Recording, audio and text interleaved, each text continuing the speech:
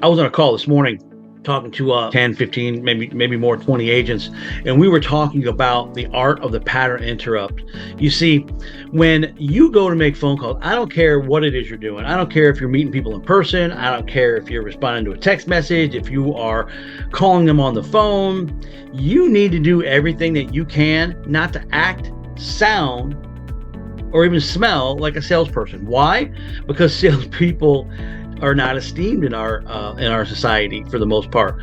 People aren't happy to see you when you show up. People aren't happy necessarily when you call unless they want something from you.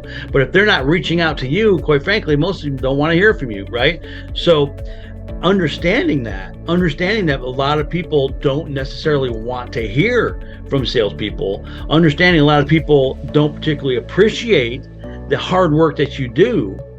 My job is to not act or sound like a salesperson. In fact, my mentor, David Sandler, when I say mentor, somebody I've read about and used to be associated with and had information about, he said, if everybody's doing something, you need to do something different, right? And so if everybody sounds exactly the same on the phone, then maybe you need to sound a little bit different.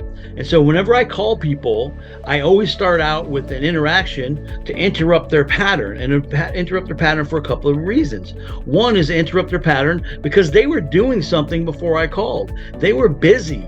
They had things going on. They were reading their email. They were talking to their kids. They were on the phone with somebody else. They were watching their favorite show. They were talking to the boss. I don't know what they were doing, but they were doing something.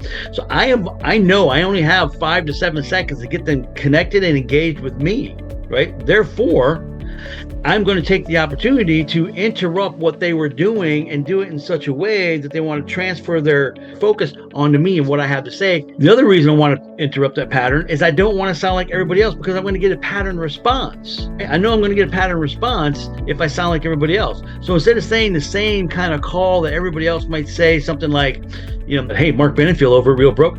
No. What does that scream? That screams salesperson. That screams real estate agent. That screams, I got other things to do today. So I'm going to interrupt that pattern, and I'm going to sound different. I use a multitude of different pattern interrupts in my career, but the most effective one that I've used, I use over and over and over again, multiple times a day. Hey, Bill, Mark Benefield. Is my name familiar to you? You know what? I didn't think it would be. In fact, I'm not even sure if this call makes sense. Maybe you can help me. That's it.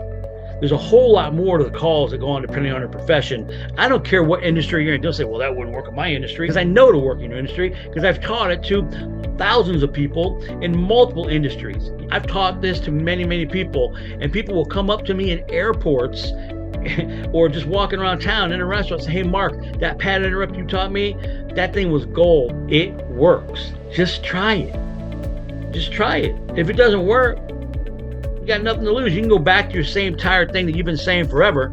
Let me address that, because you're going to stop me. You're going to say, Mark, well, you know what I say now, works. I've been making a living doing it. I've been doing it for 15 years. That's how I feed my family. Congratulations, man. If what you're doing is working for you, keep doing it. Fair? If it's working for you, then keep doing it. However, did you ever think that maybe you could be doing better? Did you ever think you could make more money? Did you ever think you could take care of your family a little bit better? Did you ever think you could increase your conversation ratios or your conversation to appointment ratios? No, you've decided what you're doing is the best you're ever going to be. Don't be one of those people who's got 15 years of experience, but what they really have is 1 year of experience 15 times. If you're saying the exact same thing that you started out saying 15 years ago, man, you have not evolved. And if you haven't evolved, then you're dying, right? You're either growing or you're dying. That's the reality. Learn something new. Try something new. Like I said, if it works, if it doesn't work, then stop doing it. You got nothing to lose. On the other hand, maybe it'll help you get more conversations. Maybe it'll help you, because you got more conversations, to get deeper in phone calls, to find out more, get more appointments, close more business. Maybe, just maybe, it will help you. But I know a lot of you won't do it. I'm going to keep doing it. I'm going to keep doing it. I'm going to keep teaching to other people. They're going to keep doing it. And you're going to continue to lose business to people that are better than you are. So give it a shot. Go for the pattern interrupt. Stop them in their tracks.